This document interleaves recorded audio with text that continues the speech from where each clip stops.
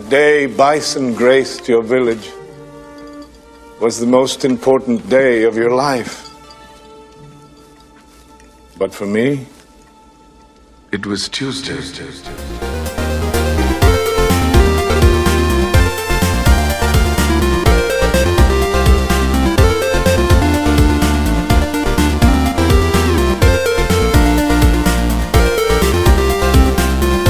Welcome to the Rated G for Gamers podcast, episode 362. Before we start the show, we want to thank all of our wonderful fans who have supported us. And if you want to show support for the Rated G Network, you can find us on Patreon at patreon.com/Rated for Gamers. You can also find us on YouTube, Twitter, Instagram, and Facebook at Rated G for Gamers. And finally, please rate and review us on iTunes and Spotify. We appreciate all the love. I'm your host, Dave Rotino, and this is my co-host, Dan, the podcaster formerly known as Classic Robinson. What's going on, man? Dan, we got a very special show today in the house on the Rated G for Gamers podcast. Later in the episode, we are going to have an interview with GGGorgeous.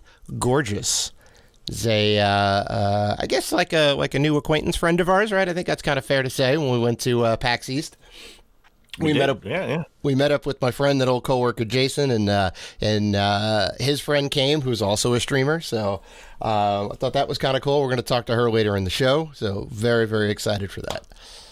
It's gonna be a good episode, Dan.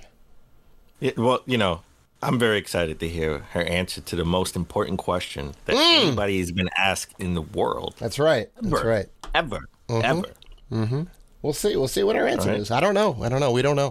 We don't know ahead of time. All right. So, you don't know this, but you know that I may know this. You may know. No. I don't know. I don't know what the question is. I may know the answer. So I've been talking about like subscribing to Paramount Plus for a while now, because I keep seeing the clips of Tulsa King with like Sylvester Stallone. There's like Sylvester Stallone, now Arnold Schwarzenegger getting into like TV shows, right? Like these big movie stars now getting into TV shows later in their years. I'm just waiting for Denzel. I'm just waiting for Denzel to get into a TV show. Ha! All right. I mean, I wouldn't put it past him. That man is prolific. So no. So I did subscribe. I totally forgot that they did a Halo season 1 on Paramount Plus. Yes, they did, and we got to see Master Chief's bare ass, for better or worse. Didn't know that. Didn't get up to that. Only watched the first 2 episodes. Oh, okay. Yeah. Sorry. I think that's in episode 3. I think that's in the next episode. Okay. Spoilers. Now, did you watch it? I watched like the first 3 or 4 episodes. Yeah, I got to get back into it. Because I was doing the trial of Paramount, so it ran out before the episode's finished. So you know how that goes. I watched an episode and a half. I'm in the middle of the second episode. Mm-hmm. It's I remember when it first came out, people were like a little up in arms because Master Chief showed his face, right? Which he doesn't do in the games, and obviously they didn't use the voice actor Master Chief in the game. No. In the TV show. Yeah. It's okay. It's okay. I was gonna ask. Show. Yeah.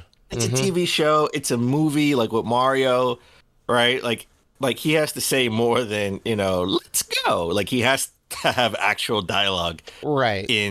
The actor for Master Chief has to be believable to be Master Chief, right? Like the voice actor who voices Master Chief in the games, he does a great job voice acting, but he wouldn't be a believable Master Chief in person. I think I understand what you're saying now. Oh, right? You mean the physical build of the character and all that? Yeah, of course not. Right. Yeah. Yes. He's just got that deep baritone voice. He has that deep baritone voice, and it's hard to find somebody who like Vin Diesel, like. Right? Well, I mean, he's got the look, the build, and the deep voice. Would you want Vin Diesel to be Master Chief? No. Well, I mean, I don't necessarily think it's a hard role to play as he's depicted in the video games, because it's just like some stoic dude that barely says any lines. Listen, he doesn't have a lot going on, and I'm not saying like I like Vin Diesel, but he's not the best actor in the world. You don't have to do a lot of work. It would be the first. It would be the first time in Halo history we have Halo, driving a Maserati, 150 miles an hour. Like, he's got his tricked out warthog, right? It would be like Horizon, Motorsport. Just flying over the mountains doing like donuts and oh my god. No, listen. I went into the Mario movie saying, no comparison. I'm watching it for what it is. Yeah. Same thing here. I'm watching it for what it is. So far, yeah, I dig it. Like it's not a 9 out of 10 by any means, right? At least the first 2 episodes, not a 9. Well, halfway through the second episode, it's not a 9 out of 10 by any chance. It would be a solid like 7.5, maybe 8, right? Like I would give it like a 7, definitely a 7.5. I think it's really good. I think you're gonna have that same number and opinion by the end of it. I think it kind of stays the course for what it is. And guess what? That's fine. That's great. Like not everything needs to be a 10 out of 10. Not everything can be Zelda. Well, you know what? You want it to be a 10 out of 10 though, right? You want to watch great cinema. Because we've had really awful video game media that's not like movies and TV shows for the longest. So when a good one comes along, or even a semi-decent one, you're like, this is the best thing ever. Like Mortal Kombat is one of the best examples of it, and that's not even a great movie just by like movie standards. Which but one? It's like the original? The best of the best. Original, yeah. The original? Yeah, okay. Yeah. I think the original is, original I think is like an 8, right? Like solid 8. I mean, sure. Yeah, much better than the sequel. The sequel was trash on a day scale. I mean, listen, a lot of the main actors didn't come back. Yep. They sort of cut their budget, in half, if not more than that. No. And that crazy, the stupid CGI. And then the third movie, which was supposed to be canon in that it's supposed to be a trilogy, but then they end up rebooting it in the third movie. And I thought the third movie. Wait, what was the third movie? The third movie that came out like 3 years ago. That was supposed to be part of the original set of movies?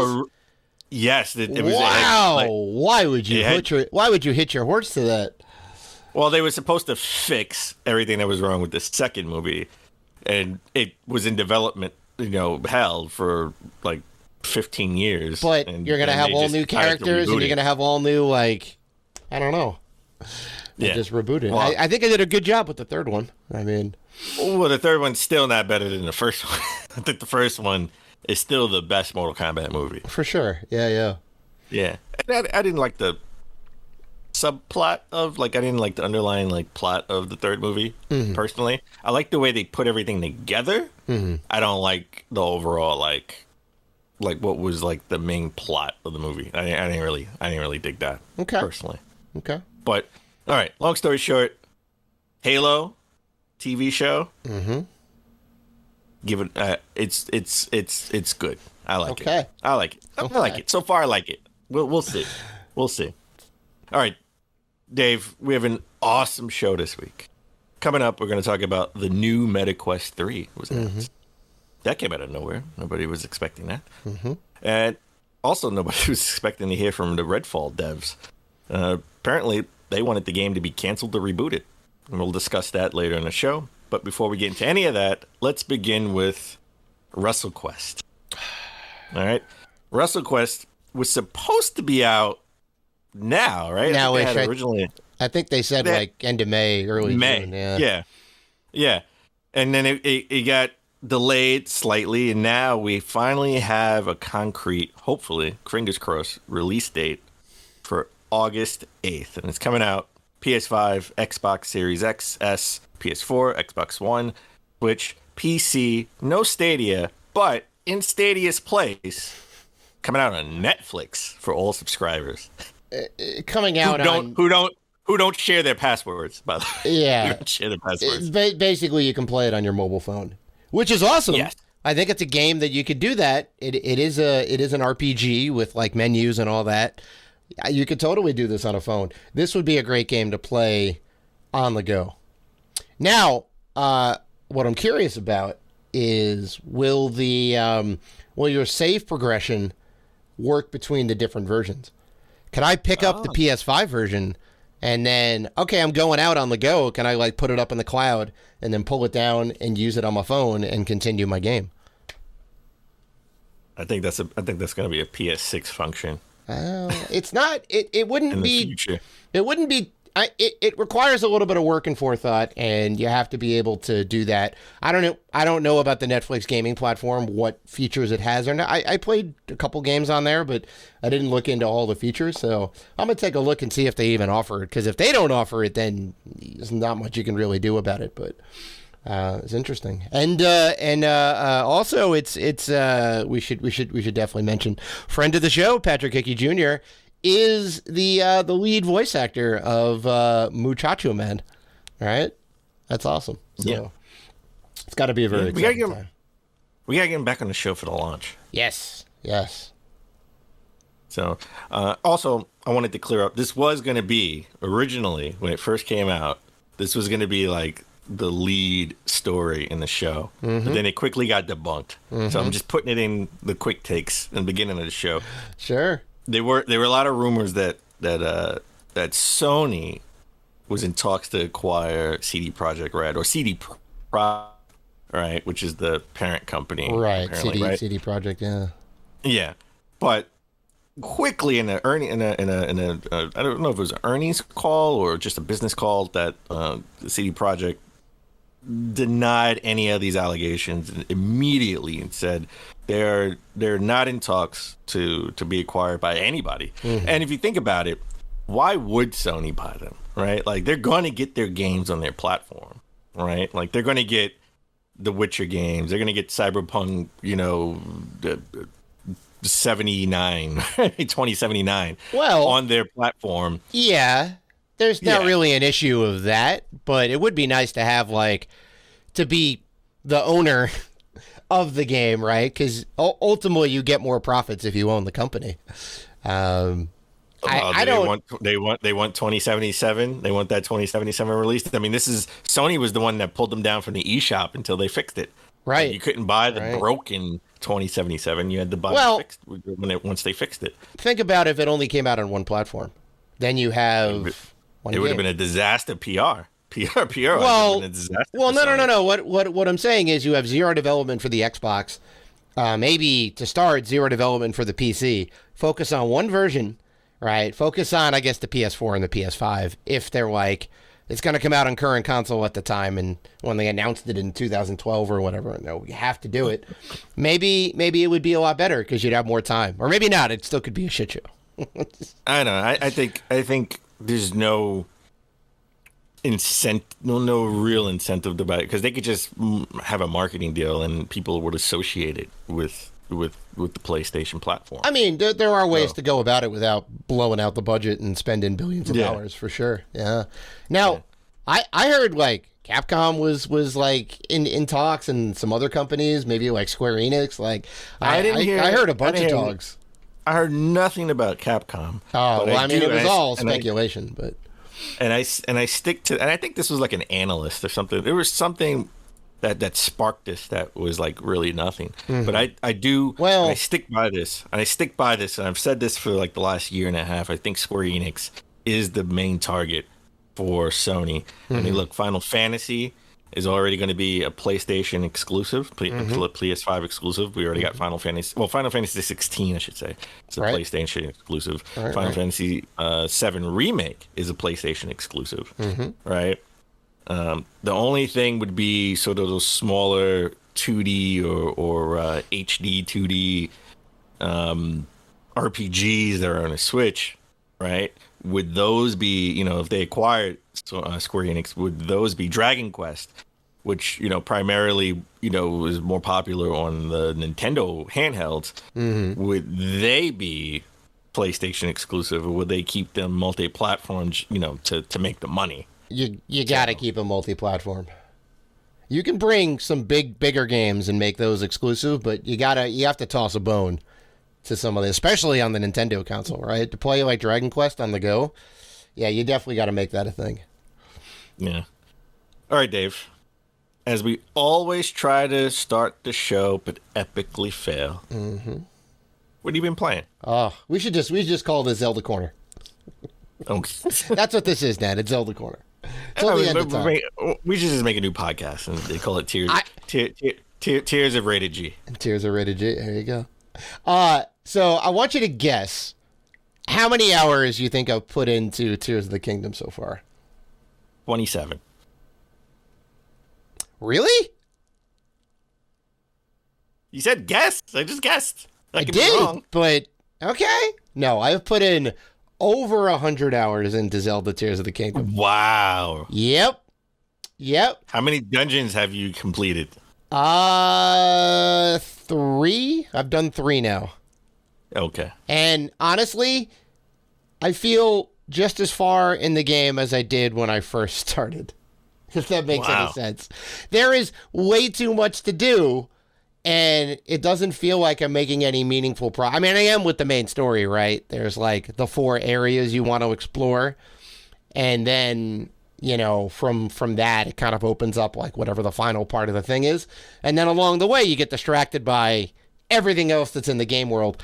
In a good way, I think. There's just so much, you know? There's the sky, there's the underground, and there's the whole entirety of Breath of the Wild, that level or world that's been like transformed by a great calamity. Yeah, it's crazy. It's crazy. But I've got a ton of stuff. I got some cool armor sets. I've seen some things. I do have all of the abilities on the wheel. I don't know if you got that last 8th ability yet, but that makes all the difference. No, I since I was on vacation, birthday vacation, I took the Switch with me, but I really didn't get a chance to really play it. Okay. But what I did do is every day I would redeem I brought like 20 amiibos with me, and I just boom. Yep. Every day. So when I actually go back to play it, I'm going to be stacked with food, stacked with materials. Yeah. I love doing that. It feels like Jesus, because just fish and bread and meat just rain down from the sky. I really want arrows. Oh, that's probably one of the most important things. And you got to buy them, right? They're really hard to find. Although I make it a point to destroy all of the boxes, because the boxes, I think, like 75% of the time have arrows. So you just got to free. Yeah. So I've also been playing. I've been playing the demo of Street Fighter 6.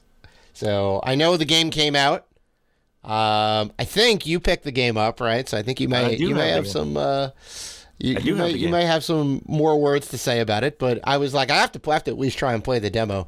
So I took some time away, and it's good, man. It's really good. So I do have it.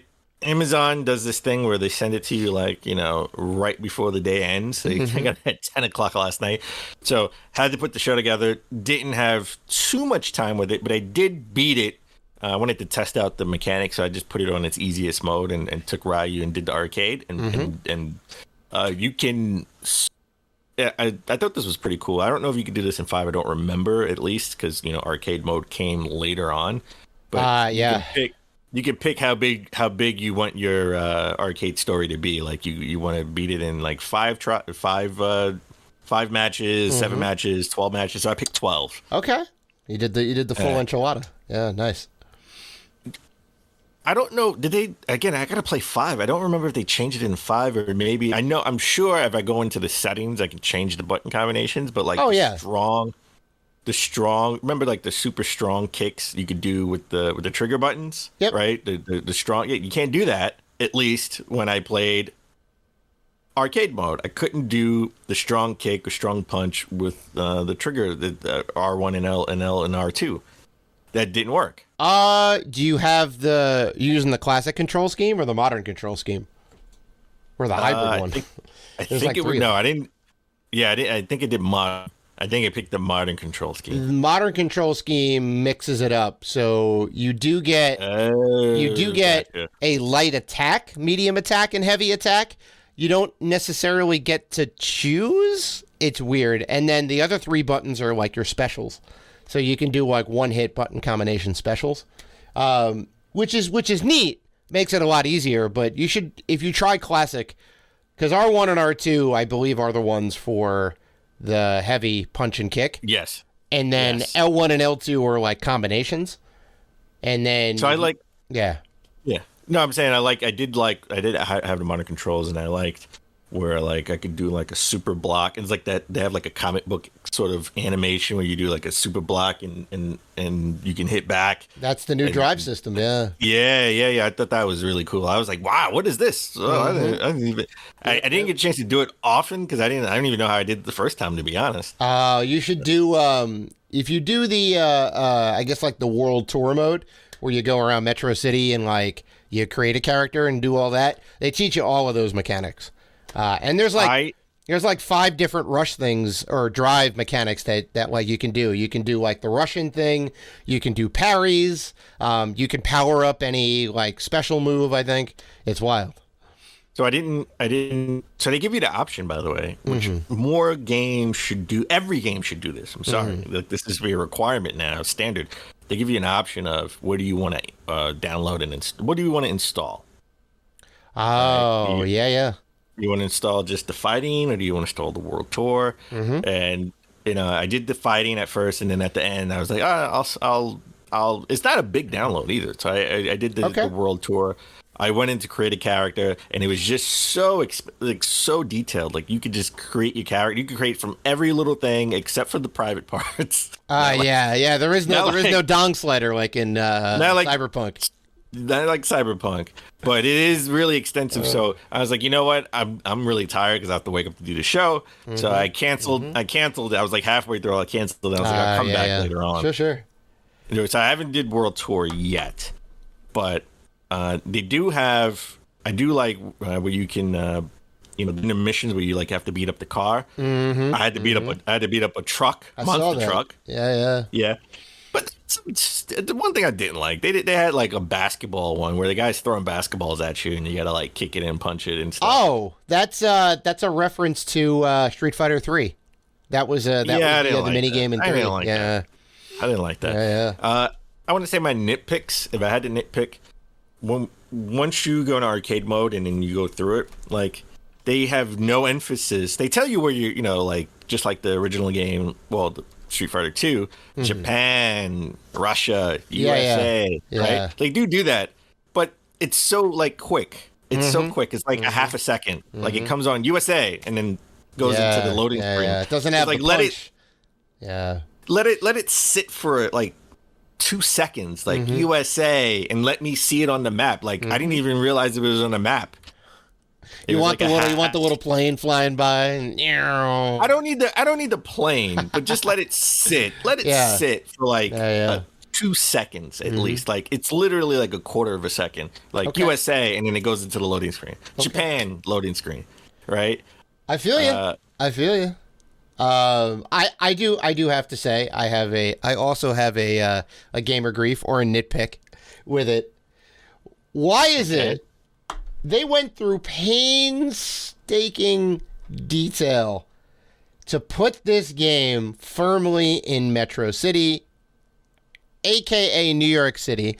And for anyone who doesn't know, who should know, Metro City is where Final Fight took place, which was technically supposed to be like Street Fighter 89, but it turned into a beat-em-up game.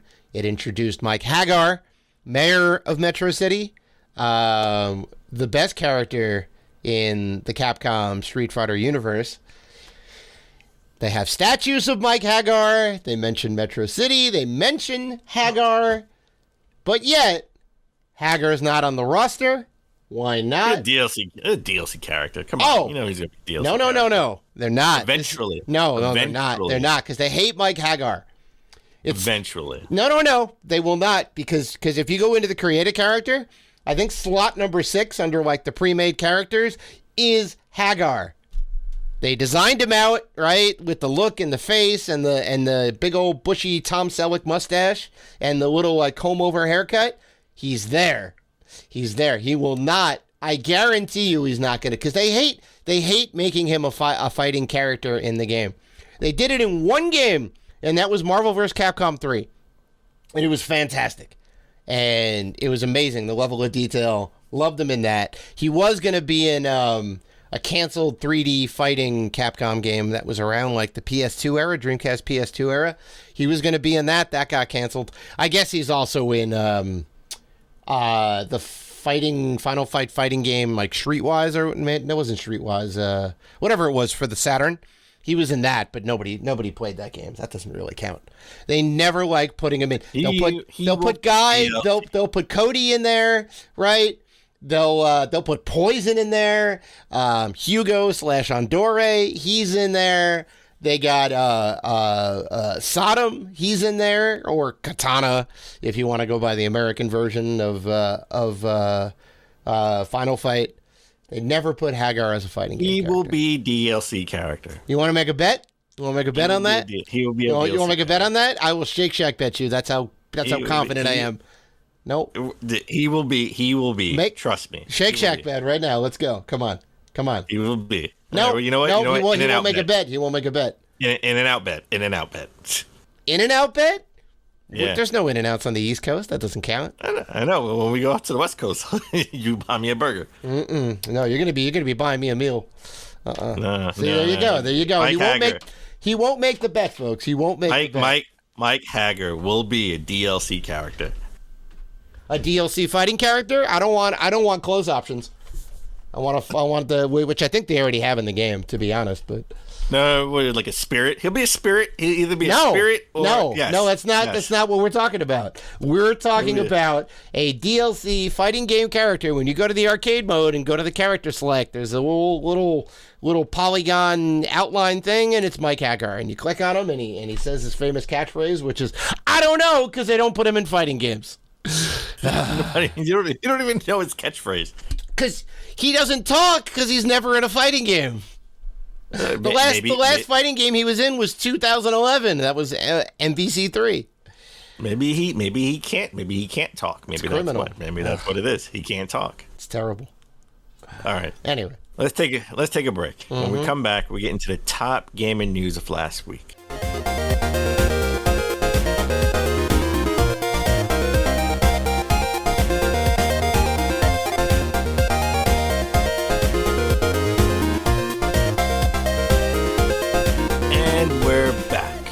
All right, Dave, let's get into the top gaming news of last week. Let's start with this. This is an interesting one. Activision Blizzard acquisition by Microsoft. We think it's going to go through, right? There's some caveats, all right, that the UK is putting in place, but it's probably most likely safe bet going to go through. I don't know about safe bet. But I think it's going to go through. For the most part, I think it's going to go through. It should have gone through now, because they said in June, ideally, of 2023, right? But I think it may last until maybe the beginning of next year. What's your level of confidence? 50, 60, 70%, 75? 89%. 89%? I'm like 70, maybe 70%. 89. I'm 89% sure. You're very high. Okay.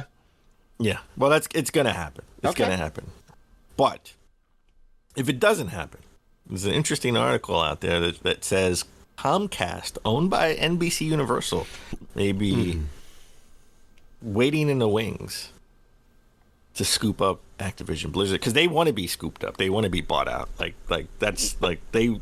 This is like a foregone conclusion that someone will buy them, right?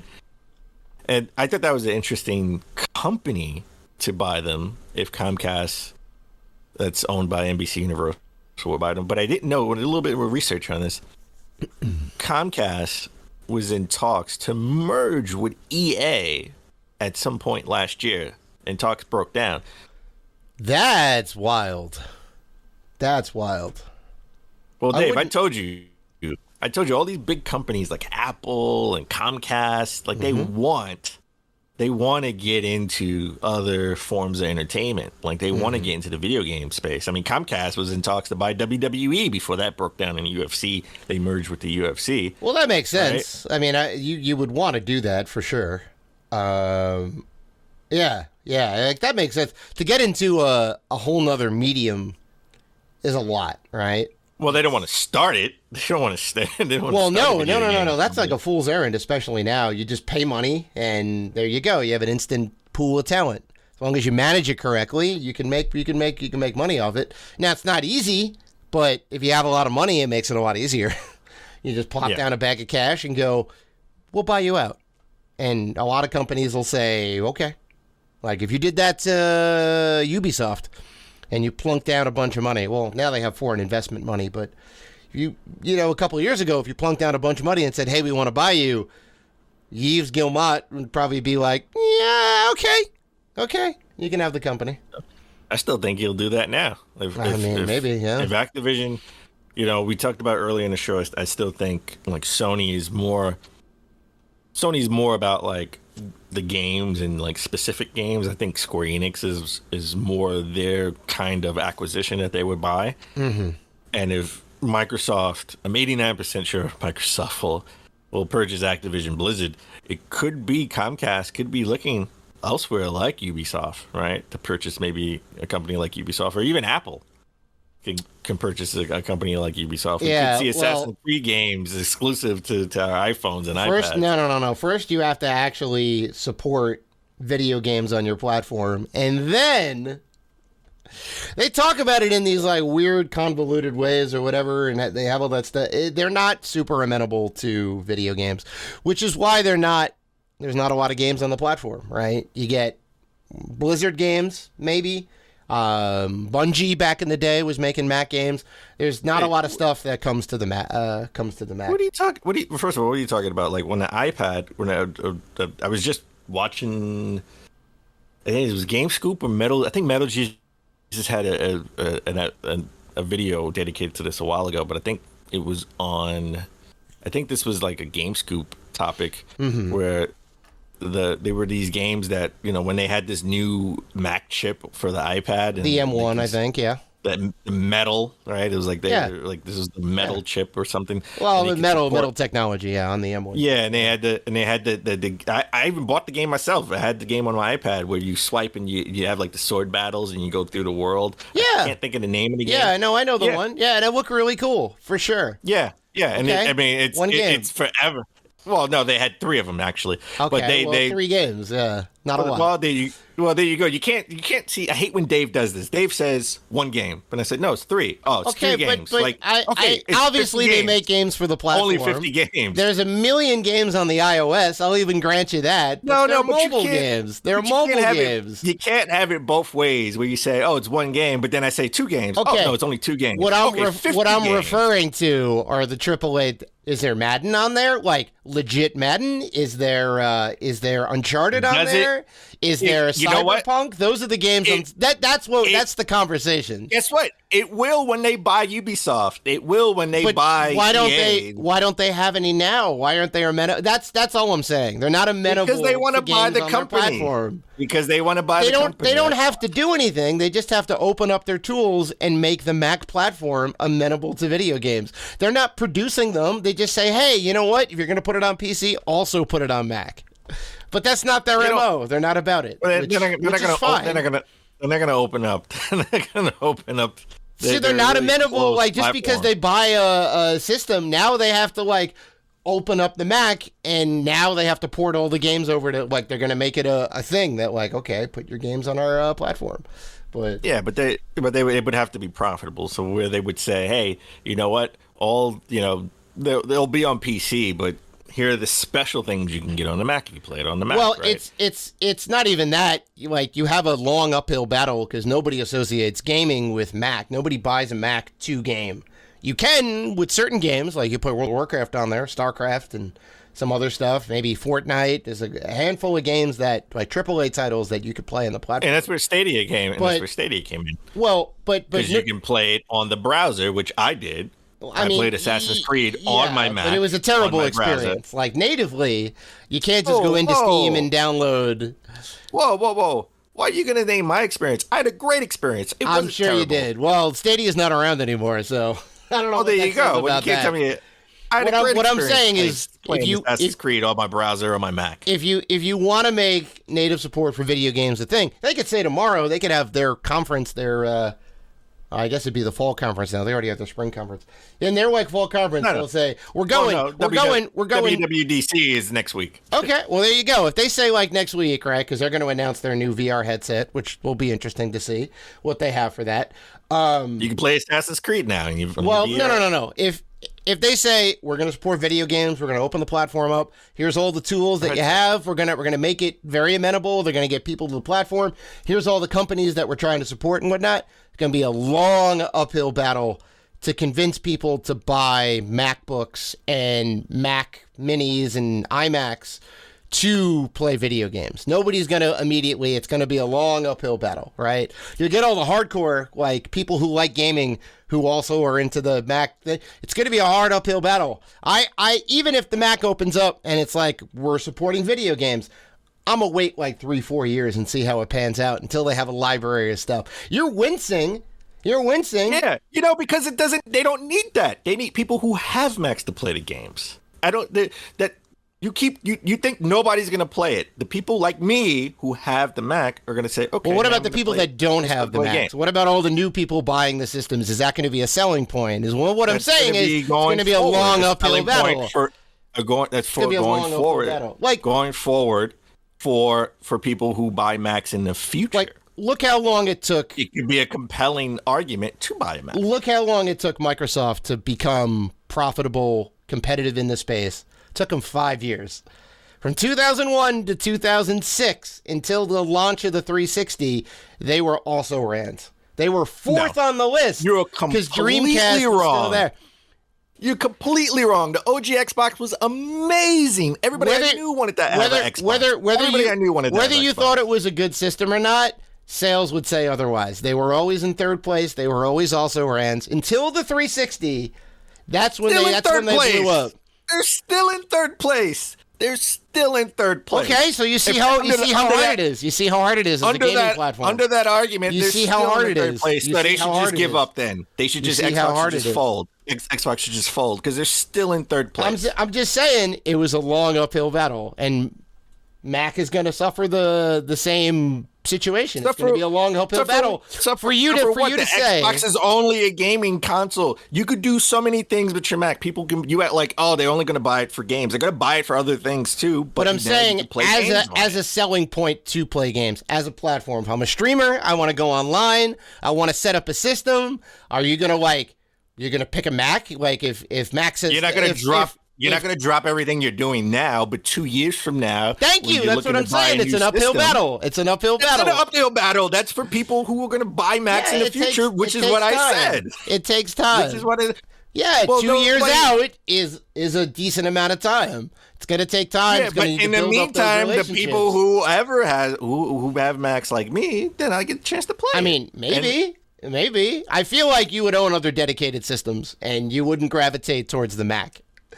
Because they're just starting out. You would still play on your PlayStation. That's a guarantee. It's a much more mature platform. I would not play on my PlayStation even if I was having a Mac. That doesn't make any sense. I'm always going to have a bunch of systems. You wouldn't choose it as your primary. I'm going to play Street Fighter on my Mac. No, you'd play it on the PlayStation because it's a more mature platform. Come on. I don't even play it on my PC. What are you talking about? Because I don't have a PC. Well, there you go. That doesn't count. But then you can't use me as an example then. You're using me as an example. I'm always going to have multiple systems. I don't have anything. I'm saying as your first choice, because you own a Mac already and you own a PlayStation. If Street Fighter came out tomorrow for the Mac, you'd maybe try it. Maybe I'll buy it on the Switch. I'll buy it on the Switch. I'm not even going to buy it on the PlayStation. Maybe I'll buy it on the Switch. Well, you have it for the PlayStation. So your first and foremost is going to be the PlayStation. Street Fighter 7. Uh-huh. Maybe I'll play it on the Switch. Maybe I'll play it on... You could. Again, you're proving my point. Mac wouldn't be your first platform. PC is not my first platform anyway. You don't have a PC though. There you go. So that proves my point. All right. Well, we're getting off topic. PC is not my primary way I play games. As a matter of fact, I use PC. I don't use PCs for games, but it's a good option to have if I could. Yeah. All right. Well, we're getting off topic. I would love to play more games on my Mac. As a matter of fact, I still own. This is the only game I own on the Mac. Mm-hmm. Is Grand Theft Auto. Yeah, and you definitely can't play that game anymore. They don't have support for it. The version that they have was on a completely different. There was a completely different processor. They were on the Intel processors. If you tried to use your new MacBook to play Grand Theft Auto, it wouldn't work because they have their own processors now. If you had an M1 or an M2 chip in there, which you probably do if you have a new Mac, it will not be compatible. Yeah, because they're not gonna like. Why is Rockstar gonna port forward a game that was? I mean, Grand Theft Auto, what, 4 or 5? No, it wasn't 5. No, it wasn't 5. Oh, if it was 4, that's a 15-year-old game at this point. Yeah, it's like I think 15 years old to the day. 2008 would not be compatible. Because I mean, it's nobody's jumping towards the Mac. It was San Andreas. It was San Andreas. San Andreas. Oh, definitely. That's a 20-year-old game at this point. No support. Which understandable, right? Wouldn't work. Disc as is would not work on the system, but. Well, it's funny because I'm on App Store and I can download it, so it does work. There's the brand new definitive edition. That's completely different. The version that you have is not compatible. Oh, it says I own it, so it says I can download it. It says it can work on my iPad, on my all right. Mac. Well, great. So I think they have upgrade. I think they have supported it. All right, so. maybe. That's very surprising if that's true. It's not surprising whatsoever. I mean, just because you don't play on a Mac, as Dave always says, just because I don't do it. Nobody plays on a Mac because there's no game. Obviously, you can't that's say wrong because they support it. No. Rockstar. There you go. If the Apple has nothing to do with it, it's Rockstar that poured forward the game. But you can't say nobody. You can't say nobody. The install base probably isn't. Well, definitely is not as big as like on regular PC or on consoles. But there's somebody playing Mac games. There's somebody playing it. It's a very low amount. Like they don't talk about it. Okay, well that's nobody. They don't talk about it at any of their 1% or one person doesn't prove the point. We're talking about percentages. Well, it's enough people for them to keep updating it. So there you go. I guess. I don't know. All right. Everybody wants to get into gaming. Mac will get into gaming eventually. They're going to buy somebody. And it looks like Comcast may throw their hat in the ring one day. We'll see how the VR headset turns out because you're going to need to have games to play on there. You can't just have experiences. I think you got to have at the end of the day, you got to have real games. So well, there could be some good stuff. That could be the way in. That could be the way, and then if that actually does work, they will guarantee you, they will buy the studios to make those games. Okay, maybe at that point, if it does well, which I think it's going to be interesting to see. Well, making games is hard, and you can just look at Redfall. All right, Redfall was a complete disaster. I think it was the disaster of the year. Right. Well, so far, yeah, we'll see.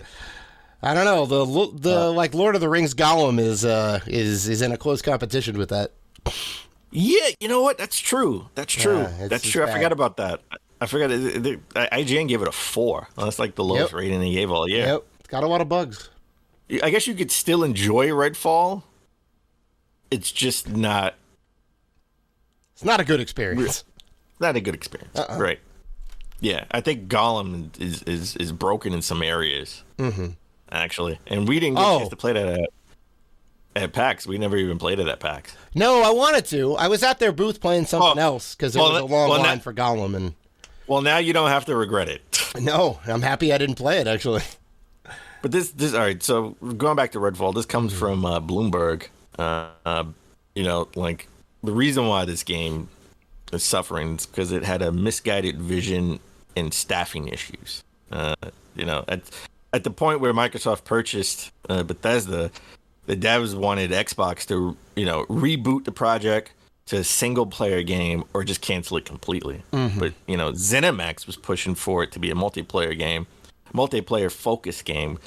I mean, this was in development in 2017, 2018. So at that time, you could see all the multiplayer games that were out making money, like Destiny, right? For better or worse, what was the New York game that we were playing? Oh, The Division and The Division 2, the sequel. The Division 2, yeah. So they wanted to get in on that, and they wanted the devs who were primarily making single player experiences like Dishonored and Prey to make a multiplayer game in sort of that same universe. And 70% of the devs that worked on Dishonored and Prey left the company due to the mishandling of the project. And up until last year, they had a microtransaction store. Right. That's insane, because besides Fallout 76, I don't think there's any other products that are firmly in that live service like kind of system or game type, right? Like Fallout 4, Elder Scrolls, the Doom games, Wolfenstein, like all of their products are single player experiences without any online component, right? Fallout 4 had 0 and Wolfenstein had 0 and then they started trying to go hard in the paint. And you can do that if you do it right, but it's very difficult. Like the first Division didn't do well. There was a lack of content. There wasn't a lot to do in that game. Kind of fell off pretty quickly. Part 2, a lot better, but still also had some issues in there. I think Part 1 did well in the beginning. I think it fell off over time. Like when it first came out, it did really well. Maybe, yeah. When over time there weren't enough content drops. Like once you hit fell off quickly, that 30, that 30, you leveled up to level 30. There was really nothing else for you to do. There was no incentive to keep playing. They had there was that like special PvP zone you could go into, but even getting to level 30, there was only so many different missions you could go on. Like we only got to like maybe level 10, and we kept doing the same missions over and over again because there was nothing to do. So, but overall, there were less than 100 devs that worked on Redfall. You say that like that's a small number. That's a huge number. That's a small number compared to, and IGN said it best, compared to all the other AAA games in the space where they have hundreds of people, thousands of people working on games. I mean, like less than 100 people working on a AAA game of this caliber. That what they wanted no, is a small number. It still feels like a small number. It still feels like a lot. All right, when you can pump out an indie game with like 5 guys in a room, and then you look at the big AAA that's the smallest titles. Scale. Yeah, well, I know, but I'm just saying, like 100 people still seems like a lot, but that's crazy. I mean, let's look at the Division. Division probably had hundreds of people working on it. For sure. Right, and it dropped off pretty quickly, but at least it had some traction. This, which is on the same vein as the Division, or supposed to be on that same level as the Division, had less than 100 people working on it towards the end. So that's kind of crazy to think about. I still like the concept. I just don't like the execution. Well, as a concept, most concepts are great on paper, for sure. Now, if they didn't have the problems that they had with the game, I think it would be a lot better. However the game mechanics turned out, all of the bugs that are in the game, if they like had those fixed at launch, it would be doing much better right now. I think. It would be good. It would be let's see if they will abandon this game, right? Like Lawbreakers, right? Eventually, like they just abandoned that game, or will they work on this game and keep supporting it and make it better, like they did, No Man's Sky. No Man's Sky was one that they kind of got into. Best example, yeah. Well, even a pirate game from Microsoft. Sea of Thieves, yeah. Sea of Thieves is pretty good now, yeah. There's actual content in the game that suffered from a lack of content, for sure. And the player base is steady, I think now. I mean, I guess like really what it was, ZeniMax, before being owned, had a vision. The developers had a different vision, so there was a disconnect there. Microsoft comes in to buy them.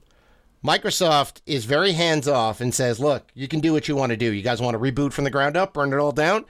By all means. You guys want to continue on the road you're going down? Go ahead. And they were given zero guidance. They were very hands-off. They were all focused on Starfield, which Phil Spencer said specifically, we're all focused on Starfield, and we didn't pay any attention to Redfall. We let them do what they wanted to do. And you're right. I think. Well, it was further along. It was further along in development. Also. Right. So yeah. Where Starfield wasn't, where they can add support and add input. Where this, was already pretty much done. I just don't understand. Here's the thing I don't get. Like, did Phil Spencer play the game before it came out? Right? Did anybody play the game? He said they had, sort of, in every game, every company has where they have like test runs, right? Where they'll say, hey, it's probably thousands of iterations. You got warehouses. You want to talk about 100 devs? Think about all the QA people involved. Well, not even the QA people. They have people who say, hey, this is probably going to score in this range, right? Like it's probably going to be an 8 or a 9, people will have like test sort of scores, right? Oh, like, yeah. You'll do like a mock review internally, yeah. Probably going to have how it's going to be perceived. Those guys, I mean, I don't know. They need to be fired, or they need. I mean, I don't know. Well, I think what those mock reviews, because he said that, and everybody was saying like, who's doing a mock review and thinks this game is any better than what it got, which is, I think, for the most part, it got like 5s and 6s. If even, yeah. Well, I think ultimately what it comes down to is, right, you can make any game great given enough time and money. Is, do you want to spend that money on this thing, right? And somebody probably said, it's good enough. We can go ahead and get it out. Someone had to make that executive decision. I feel like they should be fired because it's bad on Microsoft to not have an exclusive game for a long time, and then this is your like star child. Well, so it's 56 on Metacritic. Yeah, that sounds about right. About a 56 on Metacritic. There's a brand new IP, which that I love. Like, okay, let's get some new stuff out there. What is this all about? And then it just kind of flops. They can fix it. I think they will. I don't know about you. You think they'd be able to fix it? They can fix it. The question is, will they fix it? It can be fixed. Of course. Do you think they'll spend the time to fix it? I do. You know why? Because I think when Microsoft purchased Bethesda, having this multiplayer game in its portfolio was probably attractive to them. They said, sure. All the money we can make. Look, here's the problem with like Microsoft and Sony. To be fair. Oh, here we go. Like, Sony's known for their like story-driven games, single narrative-driven games. Yeah, they're very big on that. Experiences. Yeah.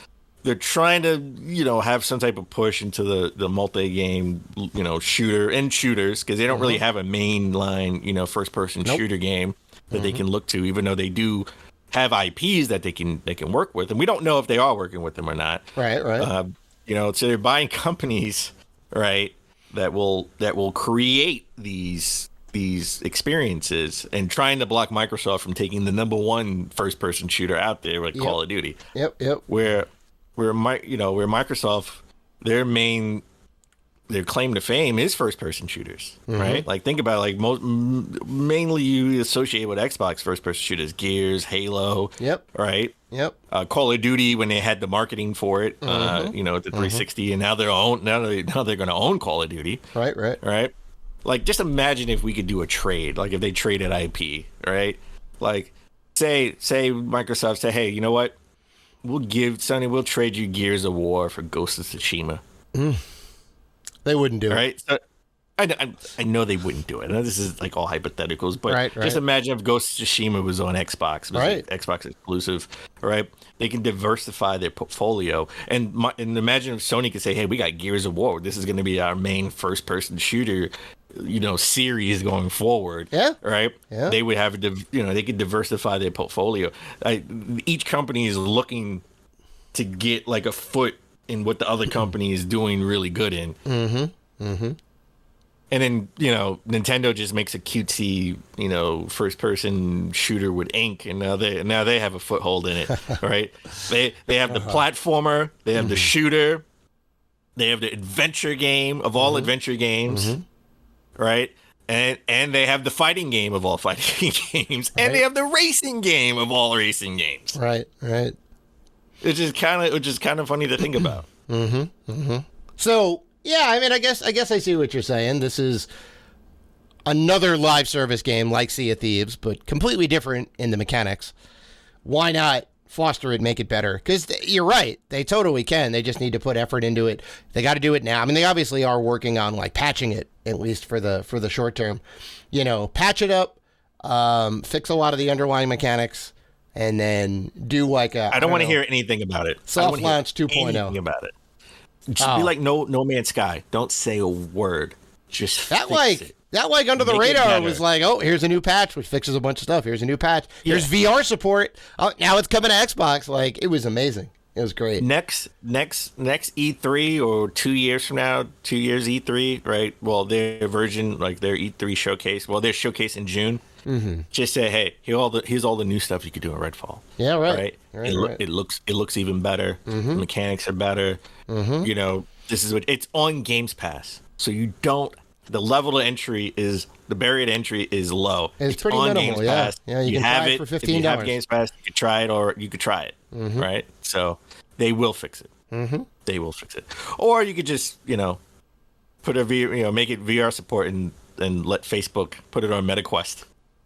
No, this is an exclusive through and through. Definitely not on other platforms. I know. Well, all right. Speaking of MetaQuest, this came out of nowhere. MetaQuest officially announces Quest 3. MetaQuest 3. Now with more Facebook integration. That's a thing, I think that's still a thing. You need to sign up for a Facebook account to use your VR headset. I don't know why. There's no benefit. I thought they changed that. Maybe they went back on that. I don't know. The MetaQuest 2 and like, if you're grandfathered into like the old Oculus or whatever, I think you're good. If you already have like an account and everything made up, I think you're like okay. But anybody new, I think. So it comes out in the fall. The 128 gigabyte version will be $499, which is on par with the Sony PSVR 2, right? That's on par. It's about $500. It's about $500. It's $550 if you want to buy it with a game, Horizon. MetaQuest 3 design is lighter and more comfortable with 40% slimmer optical profile. So it's a little bit smaller. It's thinner. They have to continue, and I said this, they have to continue because VR headsets are kind of bulky. They have to continue to keep shrinking it, keep it thinner and lighter. Yeah. Right, and since the MetaQuest 3 is coming out, the MetaQuest 2 will drop in price by $100. So it'd be $299 for the 128 gig version, and for the 256 gig version, it'll get an $80 price cut from $429 to $349. Right. Oh, that's awesome. You are correct, by the way. Last August they dropped the needing to have a Facebook account. Okay. So you need to make a MetaQuest account or like a Meta account, which is fine. It's completely separate from Facebook, though. You don't need to have any integration like that. So they were definitely smart to remove that. I think the price points are good. I think the price drop for the 2 I think is good, and the price point for the 3 is pretty much in line. $500 is a fair price, I think. What's the killer app for VR? Do we have it? I think it's Half-Life. Everybody wants like people saying, what Half-Life is big. PSVR 2. Half-Life, Alex. People say if you put Half-Life on PSVR 2, it'll go gangbusters, right? I think it's exclusive to Valve. Yeah. If Valve licenses it and says we're going to put it out on all VR headsets, right? I think that could be the killer app for VR in general. Well, that's a very interesting question, because I think part of the problem is if you want to just say, like, it would be great, Halo in VR. And that would be great. It would for some people. Metroid in VR. It would for some people, because a lot of people would get super nauseous, especially with Metroid rolling into a ball and doing all the jumps and all that. People would throw up like crazy. They would have to do something about the ball. I know. Well, that's the thing, though. I think some people just wouldn't. And there's a lot of people that just won't get into it. I don't want to do it. I don't like it. I get sick playing it or whatever it is. So I think it's hard. Like, I think the killer apps are like things like Beat Saber or Tetris Effect or these things that are like a little more discreet in what they are. You put in a headset, you go like this a little bit, you wave your arms around, and there you go, and you get some points on a board. Like, that stuff I think is great. They're like good little experiences. I don't know if it's a system seller necessarily, but I know a lot of people can play it. You're 3 minutes in, you put the headset off when you're done with the song. Is there like a vacation app on like VR? Like can I Just go a vacation see the Sphinx? simulator? Yeah, can I go see? Oh, they the definitely have pyramids? them. Yeah. Can I go see the pyramids? Can I go see the Sphinx? Can I go, to places, Cambodia? Like, can I go to can you go visit places in VR? Very Like, much. Very much on the PC. I don't know if there's like a console like game you can buy that's like vacation simulator, but PC wise, yeah, sure. People have made like a ton of stuff. You can just sit in a beach chair and lounge out. Yeah. I think that could help, like, being stressed, like being. I mean, I know we had the underwater games or experiences. Oh, the one with the right? shark, On the yeah, the first one with PSVR the world shark. thing, yeah. But like more stuff like that, because I had my mom in that, and she was like, I was like, whoa, don't. She's flailing around. No, don't come in. Don't come in. Yeah. So I think we need more stuff like that. Also, I don't know if you checked it out. The controllers, they dropped the hand sensor thing that went around your hand. They dropped that part, so it looks more just like a handle, like a sword handle without the sword. Okay. Which is kind of cool. Yeah. I'm curious to see how they're going to track everything, because that's what it needs to be pared down to. And we already have this with PSVR 2, where you don't need the camera, right? Everything tracking is in the headset itself, but now we need to pare it down a little bit more to make it thinner. I always said we need to have Google, what was it, Google Glass, right? Google Glass needs to be my VR headset, and then it's going to explode. It's going to explode. That's about a good 10 years out before we can miniaturize it down to 10. that point. 10. Add another zero. Add another zero to that. No. Listen, I'd say we cars can. have been. I'd say we can do it in 10 years. I think you need to add another zero to that. I think it's a long time coming before it gets that small, that thin, that microscopic. Well, the thing of it is, you're going to be taking out a lot of the components and putting them elsewhere, and then you just have a display on the screen. So as long as the transfer of data is quick enough and the screens are high resolution enough, you should be good to go. But they take out most of the power out of that, and it's like a streaming VR thing, right? Then you have a easier chance to do it. You got a little, cube in the corner which has all the hardware in it. It'd make it a little bit easier to do, but I don't know. I'd say like in 10 years we'll have something that's like, kind of like Dragon Ball Z. Put a little visor over the eye. And... Oh yeah. Well, the saying. Oh yeah, that's true. Right. That's true. I don't think it would be that small though. Okay. I don't think it'll be that small. As small as I'm thinking. I think we're like. Well, you're gonna have a little. You're gonna have a little bit of bulk because you need the screens and the things got to fit around the head. So. Yeah. I don't think it's going to be, I hope it's not 100 years, but I do think it'll be somewhere significant where it'll be, maybe 30 years. Something, I think it'll be a long time. Look at cars. Look how long it took cars to sort of slim down. Right? Like cars have always been big and bulky. Especially as the big Cadillacs and the 50s, that was 60s, an American 70s. that was an American thing. You go to Japan, the cars are all super tiny, small. Yeah.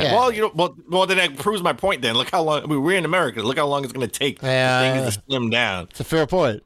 Yeah, we like things big and bulky. We're just now be able to pay with our phones and tapping cards when they did that in Japan 20 years ago. Right. So, all right, last story. I want this to happen. Everybody who's a physical collector wants this to happen. THQ Nordic is trying to convince Remedy to have them release Alan Wake 2 physical edition. Now, why are they trying to push for that? Well, apparently, first we did talk about it last week, where Alan Wake, Remedy said that they're going to keep it digital just because they want to keep the price down, right? They don't have to have that commendable. They don't want to have that sort of $70 price for, the physical edition for consoles, and then have the $60 price for PC. So they want to try to keep the price down. But THQ Nordic, I didn't know this, put out the PC version, physical release, the PC version of the original Alan Wake game. Yeah, this would be awesome. Because typically, it's the indie games that don't get the physical releases, right? Because they want to keep costs down. AAA games typically come out physically. So I don't know. I mean, I think they'll do it. I think it'll come out eventually. You know, it may have a slightly higher price tag. Hopefully not, but it'd be nice to get a disc and a manual. I think they'll do it like another year or two, right? And it's going to be like 2 years, like E3 time. I keep saying E3 time. We know E3 probably not going to happen. I hope I'm wrong about it. You talk about Mike Hager. I hope I'm wrong about this. Callback. There we go. So I hope I'm wrong about this, but around the E3 presentation time, I'll say, you know, either Super Ray Games, Limited Run, THQ Nordic, you know, they'll have their presentation and say one last thing, or maybe they'll start the presentation with Alan Wake Physical Edition, and you know, you have all the DLC if there is DLC, because I don't think it'll happen right away at the launch. So you know, when this game comes out, unless it's on Games Pass, I'm probably not going to play it. Okay. I'm just being honest. I'm not going to buy the digital version. Well, it's a spooky, scary game. I mean, that's definitely not in your wheelhouse. So it is a spooky, scary game, not in my wheelhouse. And I mean, I still haven't bought Resident Evil 4, but I will when the price comes down. Right. So I get the physical edition. Right. I'm probably not going to buy this, but if there is DLC or anything like that or patches, I think 2 years from now, somebody's going to put out a physical. That is 100% to give this right. game. To give this game second life. Wait for the gold, right? Everything's done with it. All the patches are out. All the DLC's out. There you go. Now it's even more attractive to say, hey, you can get a physical edition with everything on it. Nothing to download. Yeah, you know what they're going to do, though? You know what they're going to do? They're going to hide it behind... You can't just buy the game. You got to buy the special edition. Oh, well. It'll be like... It'll come with a flashlight. just a regular Home Depot off-the-shelf flashlight. It'll come with a flashlight that says Remedy on it. It'll have his novel. It'll have his novel. Oh my god! I would buy that. I would buy that. That'd be awesome. Well, you have no choice because it'll be the only way to get the physical edition. Hey man, that's actually really good. It's really good product placement right there. Yeah. Oh yeah, shoot. Yeah. All right, let's take one more break. When we come back, we're going to talk with our special guest, streamer extraordinaire, GGGorgeous.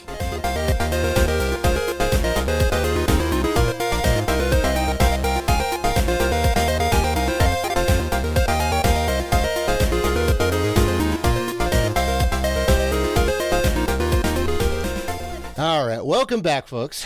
We have a very special guest on the show, GGGorgeous. Welcome to the show. How you doing? I'm doing well. How are you today? Guys, thank you. I'm sorry. I really appreciate you having me on. It's good to see you guys. I'm excited to get to spend some time with you. Love to have you. Now, we met at PAX East just a little bit ago by a good mutual friend of ours, Jay, or Turtle J77. And we got to hang out a little bit at PAX. We got to get to know you guys a little more, which is awesome. And Was that your first PAX, by the way? That was my first one. We've talked about it since I was probably back in college, and it just never worked out that we got to go. It's surprising that the first year I had a child was the year I decided. Sometimes that happens. Yeah. Well, what did you think of the whole thing? I know we tried to prepare you as much as possible, but you never know. Yeah, it was awesome. Jay was telling me about it. You guys were telling me about it. I kind of tried to read up. The website was not as detailed about like the actual experiences when you got there as I thought it would be. So thankfully you guys did prepare me, but I went in kind of blind. It was awesome. It was huge. Yeah. The only misconception I had was I've been to like Otakon before. We went to Wizard World in Philly, and we went to Comic-Con, New York Comic-Con. Oh yeah. And there was just a lot more merch. Like the merch rooms and the art rooms, like they had separate places, and there was tons of it. So when we went there, and it was just mostly experiences, it was just it was new, but it was amazing. I'm really glad I went. Nice. Yeah. What was your, I think we know the answer, but what was your favorite, I guess, moment or experience at PAX? Oh, meeting you guys. No, come on now. No. Come on now. No, we really personally enjoyed, there are a couple of games. The one that really stuck out for me is one that's coming out soon, Alterium Shift, one that I've really been pushing on my Twitter and my Twitch because I cannot wait. Their demo and open access is going to be coming out soon. So I really liked that one a lot because, again, it had that retro RPG kind of look to it. I love those, the Octopath Travelers and all that stuff. Sure. So that one was a big one. Playing that demo, meeting them was pretty cool. and finding out that, again, there's all these new games coming out that I had no idea about. Yep. With E3 kind of being not really much of a thing anymore, I feel like I'm kind of behind on a lot of gaming stuff these days. Yeah, it's not having E3 around is kind of sad. Dan especially, I like the spectacle of it all, the big 3-day, 4-day, the big week-long thing. Now it's just kind of spread out a little bit across like the whole summer. I know, but it's not the same. It's not the same. I know. You know, you get the big Super Bowl, you get the WrestleMania of like games. It's different if it's spread out, and it's spread out. And then last year was terrible because it was spread out so long, right? People didn't have conferences until September, and that doesn't feel. We don't get the whole pop and circumstance, right? Like that's what I want. I've been saying that. I'm beating that into the ground, and I hope E3 doesn't go away. Well, we'll need see next it. You year. need booth babes too. I'm sorry. I am a huge booth babe fan. Okay. And when that went away, my heart kind of sank a little bit. Yeah, Penny Arcade has a strict, or PAX has a strict no booth babes policy. It's just all about the games and the developers and the fans, which, I think is kind of nice. But it is. No, but you can't have zombies, though. You can't have zombies. You can have zombies. Yes. That's true. You can't have zombies. Yeah. So you do streaming on Twitch, right? That's I do. Okay. Yeah. Why don't you tell us a little bit about that? How you got into that? It's actually kind of a funny story. I've wanted to stream for a long time. Streaming has been something I've been talking to my husband Chewy about a lot, and I got into my own head about it. There was nothing I couldn't do. I just kind of kept psyching myself out. So the things that I ran into as problems before were I played a game and I wasn't good at it. And so I kind of stopped doing it. So my mentality was always, if I'm not good at this, why would anyone want to watch me do it? Why would anyone want to share that experience with me if I'm not impressive at something? You want to watch the good sports teams succeed. You want to watch like the good dancers. You don't want to watch the crappy video game players. And that was proven false to me, which was pretty cool. And not only that, I find that watching people flub, it's very endearing to me because I get to go, yeah, I'm not perfect either. Let's bond. It's really cool. So not being perfect was one of those things. I'm also very shy and awkward in real life, which is unpleasant. Hey, we have that in common. Don't worry about that. I mean, I think most people do, to be honest. I think that's pretty common. But like the internet is a way to kind of get out there and express yourself in a way, and Yeah, it's awesome. Yeah, and it was like hard for us in the beginning to get out there and do it, but you just got to do it, right? Listen, you got to put your foot in. Listen, I think in our first episode or our episode and a half, because I don't think we'll ever release the first episode we did. Oh, I want to see it. I want to see the pilot. No. No. I think in the first episode, I said, before you guys comment out there, no, you suck. Okay, all right. Just wanted to put that out there. Yeah. That is so perfect. No, that's exactly what it is. See, I feel bad. I love playing games. Like games have always been my thing. But I played a game, which I'm sure we're all familiar with. I played Counter-Strike for about 5 minutes. So Chewy was playing Counter-Strike, and he had to walk away to use the bathroom. And he said, "Here, tag, you're in." So here I am at the keyboard and mouse. I'm playing. I'm terrible at it because I've never touched this game before. And somebody literally goes, you should go kill yourself. That was the first thing they said. You're terrible. Go. And I was like, I think I'm done with this game forever. It really hurt me very deeply. And again, I was super sensitive about stuff back then. I've kind of gotten a little bit of a thicker skin since. But I was like, gosh, if this is the kind of people I'm going to encounter in streaming, I think maybe I shouldn't. So there's a lot of misconception that surrounds streaming, but boy, I'm so glad I jumped into it. Just one day, I was like, I had a child. And I kind of felt having a child has been a very gratifying experience, but you kind of sometimes feel like you've lost a bit of your identity. Instead of being GGGorgeous, I am now an extension of this little tiny person who needs me to save their life 26 to 50 times a day, stuff like that. And I needed something that was for me. So playing games is just something I always did for me. And then Chewy goes, well, you know what? Maybe there are other people that feel this way too. Why don't you stream, be yourself, share your stuff? Maybe you'll meet more people. and you can be at home with the kid. You don't have to go out. It's easier to kind of like manage being a parent and enjoying something and then meeting all these other people who surprisingly are in the same boat I'm in. Right. So it's kind of cool. It was an all-encompassing, really exciting experience. And Jay, too. He was my boss at GameStop many moons ago. Same. And he was, see, we get to bond, too. We get that connection already. Well, this was back on Long Island, but yeah. And he was great. Me and him got along, yeah. We were thick as thieves. Because I know you're big into RPGs. He was big into RPGs. So that was the thing that we kind of bonded over a little bit. I know I was tangentially into wrestling. Dan is a much bigger wrestling fan, but he'd always talk about wrestling, what happened on Raw last night or SmackDown, and I'm like, I can hang with that a little bit, but... No, wrestling is... Didn't they have a wrestling thing at PAX? Didn't they have that game? I'm sorry. Did. We walked past it a few times, and... Yeah. We talked about it earlier in the show. They have a new release date of August 8th. Mm-hmm. Oh, really? Did they push that back? A little bit, yeah. It was supposed to be released in May, the end of May, and now it's coming out in August. That's a big push, though. Yeah, well, they want to make the game right, and I think it's just about there. But I think probably a little bit of extra polish on there. No complaints. After Final Fantasy, I believe it was, the numbers break me, 15 being released in 17 tiny segments kind of broke me when it comes to games being released before they're supposed to be. Yeah. Or incomplete and stuff like that. So I love Final Fantasy. That was definitely no rip on Square Enix or any of that stuff. But like that game really hurt my soul.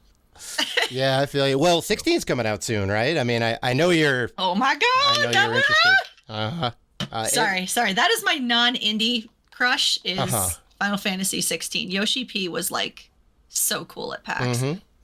Oh, we wanted to go to that. There was just sometimes there's just a lot going on, and we had other appointments, and I kept telling Dan, I'm like, we should go to the thing and whatnot. And I know the line was like wrapped around the whole entire building. Oh God, if I could even tell you.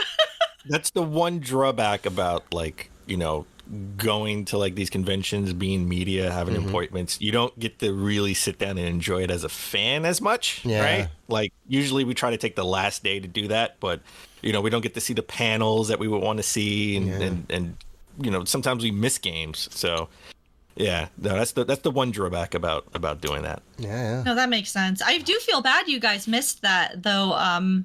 We weren't expecting to get in either, because the day before for Final Fantasy, I believe it was 14. Right. Yeah. They had that whole panel going on. We got there, they said a half an hour early. We got there a half an hour early, and they were already well beyond capacity. So we didn't get into that one. So we got up to the one, that was all we planned to do that one day, was go up to that 16 panel. And they were not letting anybody stay in that hall up there. They kept chasing people away. But I was like, I will be gosh darned if I'm going to let you guys chase me away. So I kept sneaking around corners. They knew what I was doing, but I wasn't doing it overtly. So nobody bothered me. Right. And then Jay popped up. They were very nice. They kind of figure, I'm assuming that they kind of figure that if you're not harming anyone, you're not in the way, and you're not being, rude about it, they're not going to bother you. But when they said it's time, we just took off. This whole herd of people just took off. It was so warm for like an hour and a half while we waited. But we did get the autograph ticket. But we went for what we came for. So nice. It was a great time. I can't even believe it. We have so many videos for that. Okay. I have to ask, favorite Final Fantasy? Which one?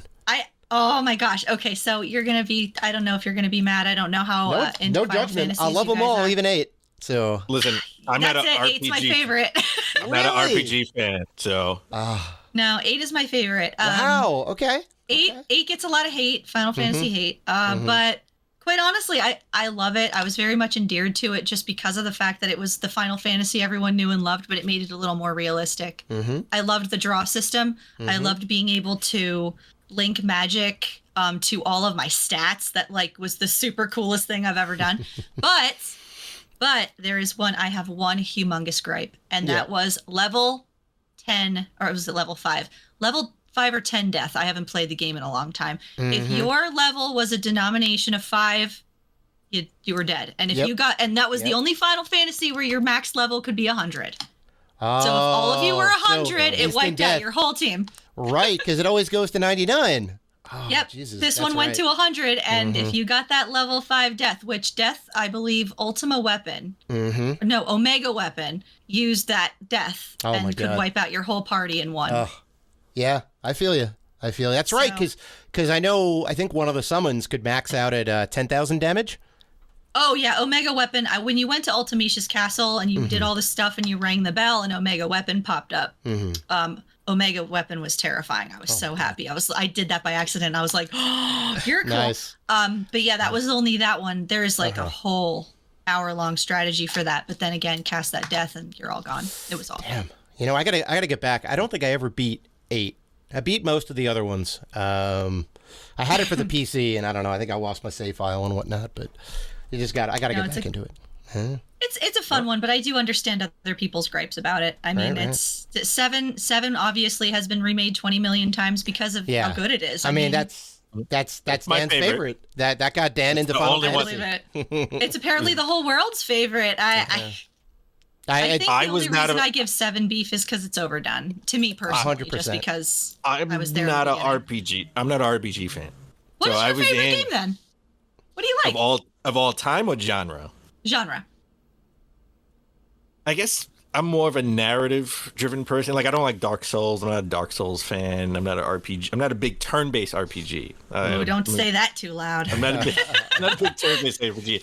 Like Uncharted is my favorite narrative series. Like I love Uncharted. I love Gears of War. I'm a shooter fan. But I'm a big platformer. I'm old school. I'm a big platformer fan.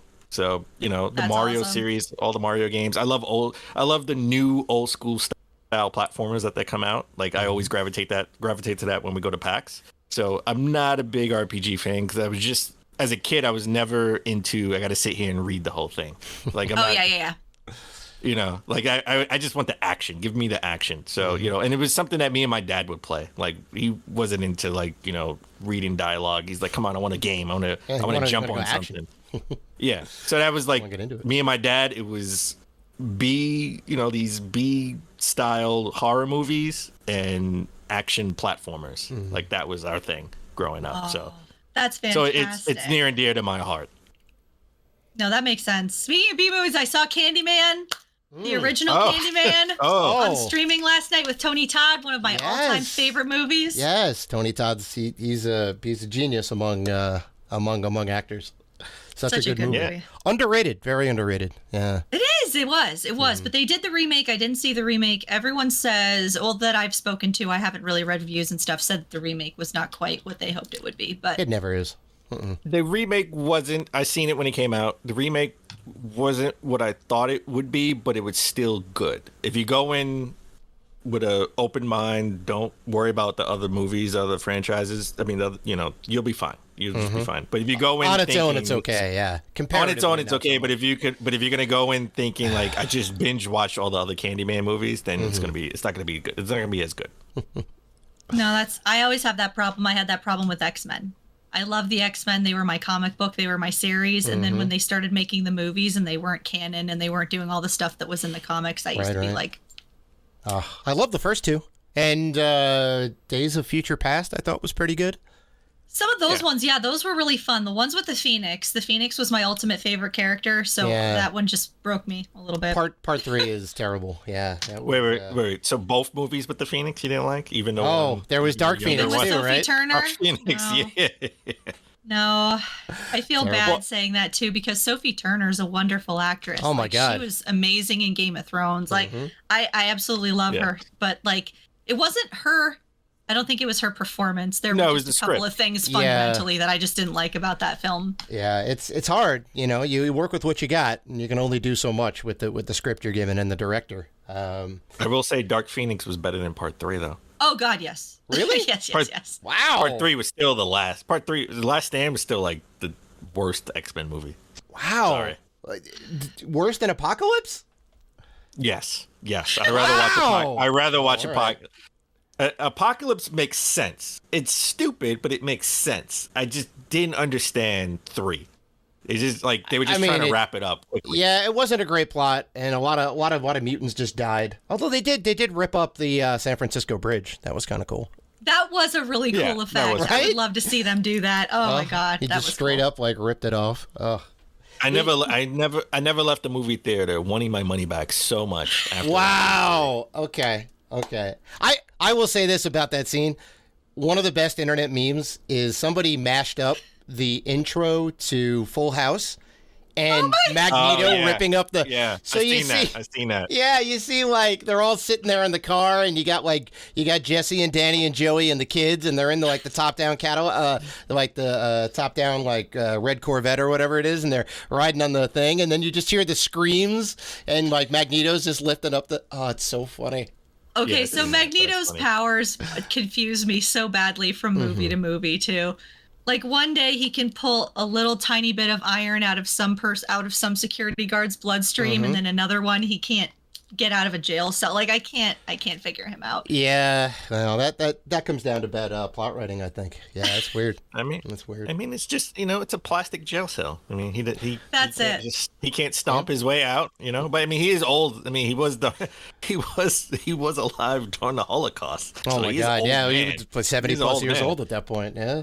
I mean, he and Logan, they have a pass. Oh, yeah. Okay. Well, speaking of Logan, Logan was a fantastic movie. I did not see Logan. Oh my God! see It is grab a box of tissues or two. It's I'll a have to make a tearjerker. note. It's a tearjerker, but man, is it good! Oh. I just need to watch some more movies. We're potentially going to the drive-in to go and see the new Spider-Man tonight. Ooh, very nice, very nice. The drive-in's nice because we can take the baby with us. I hear yeah. I hear it's good, and I don't know. I've never been. I don't know about Dan. I've never been to a drive-in. Oh that my seems gosh, like a you're good missing out. I've experience. been driving. Have Yeah, you? no, I've been Oh, to okay. Okay. They're not a big thing on Long Island. I'll say that, or New York City proper. I think when I went, I was in Pennsylvania. Oh, well, there you go.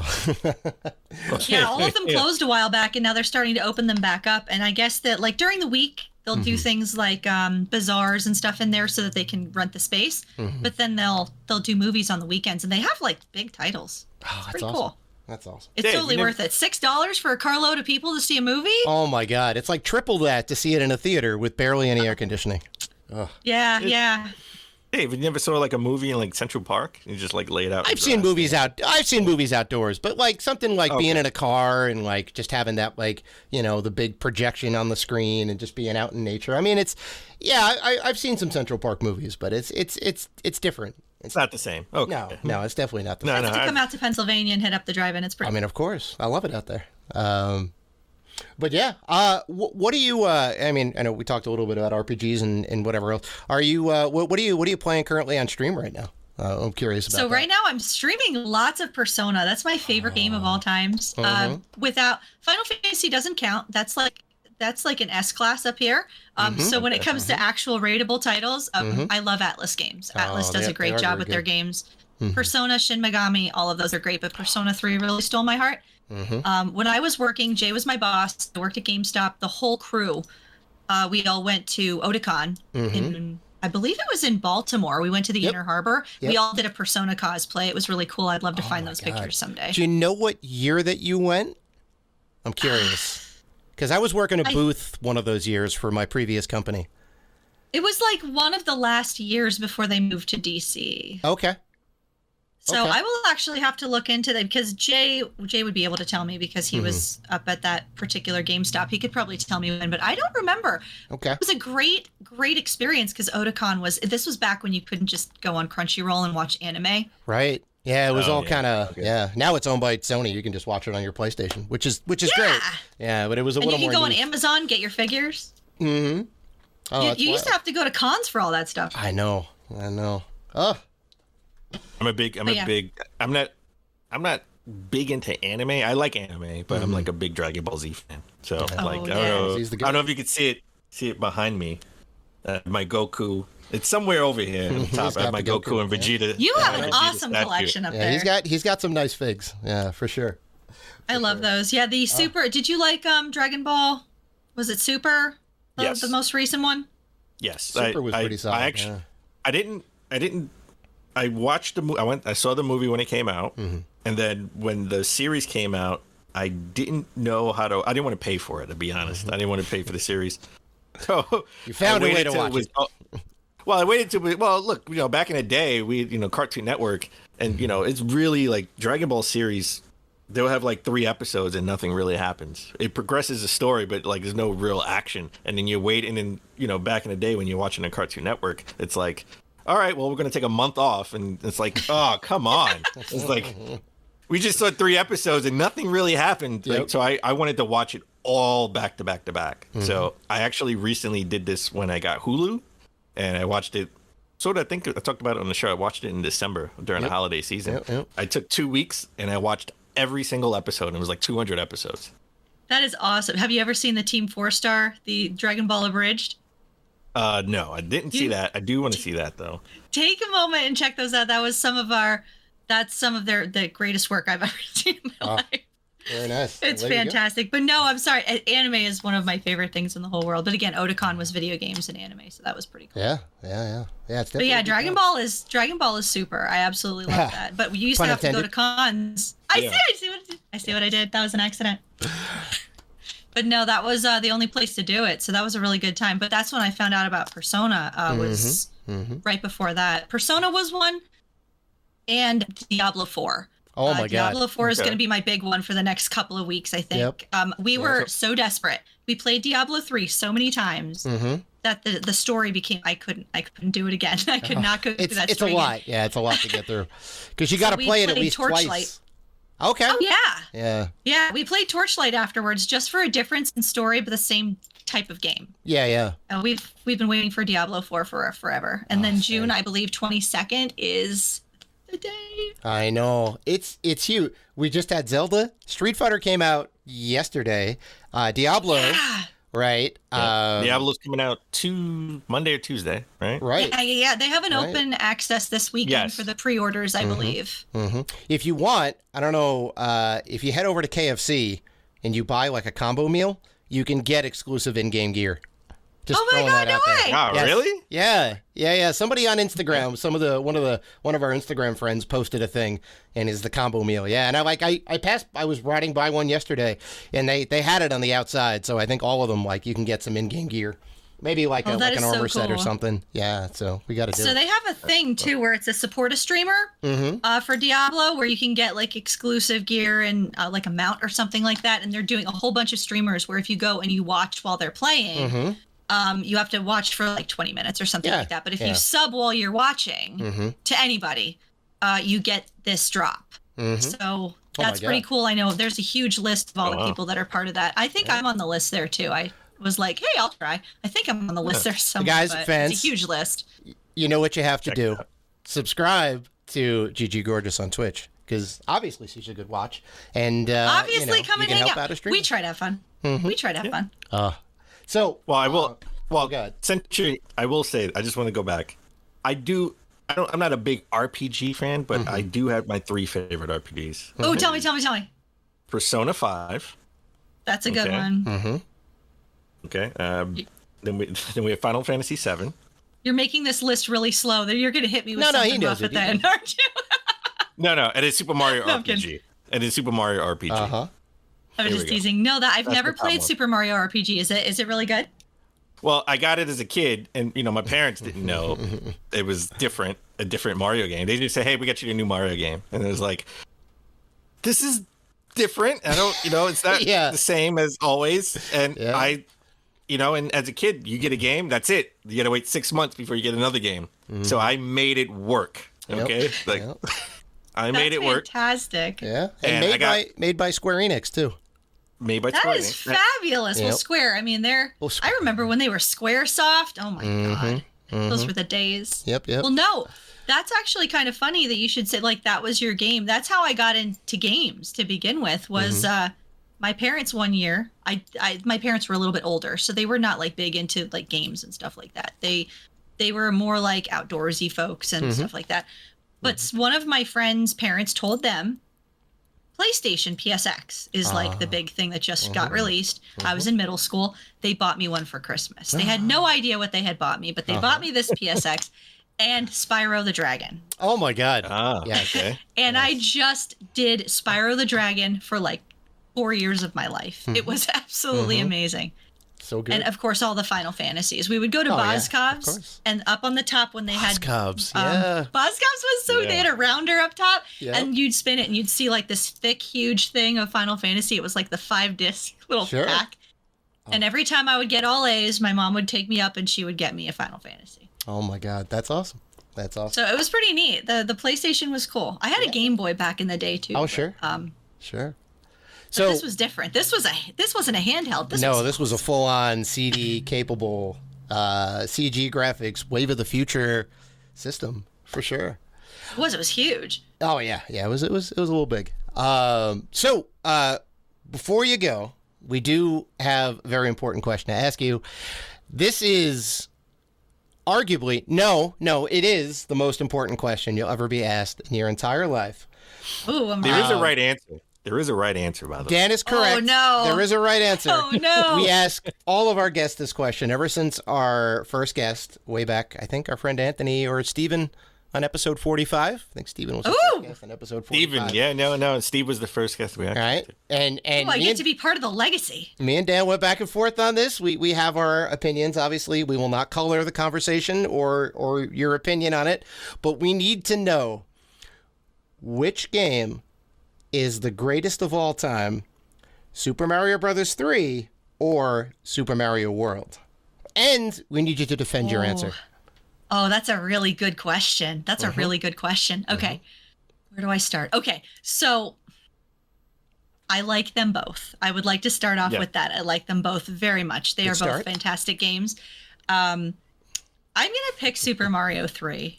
I knew it. Super- I knew it. Let's pick Super go!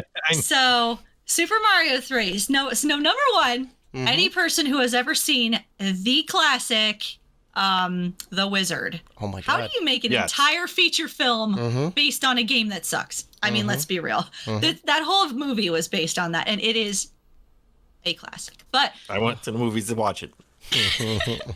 no, Super Mario. Now, Mario World has a lot of endearing features. Like if you die in a level, you don't have to go all the way back to start. Like there are save points and stuff like that. You get a Yoshi that changes everything. Like Yoshis are cool. And you can replay levels, I believe, if I remember correctly. Like you can actually go back to stuff you've played and you can play it. But Mario 3 like wins my nostalgia points first off because it was first. It was awesome. And also, have you at like the curtain? Guys, the curtain. Just envision the curtain. When the curtain is raising and you're waiting to see whether or not the characters show up as little pixelated missing nose, and you have to turn it back off and blow the cartridge and put it back in and try again until it works. There's just a little bit of just like, that comes into before you start playing that game. Like there's something special about Mario 3. Wow, The music. you're getting a little meta with it. All right. I'm sorry, absolutely. I love Mario 3. That's good. Plus, I mean, honestly, everything that SNES did, that was awesome. It was great. But I love Mario 3. I love the ending too, where like you get to match up the little cards and you'd get a little prize or something. Yeah, at the end. little bonus levels for the 1-ups.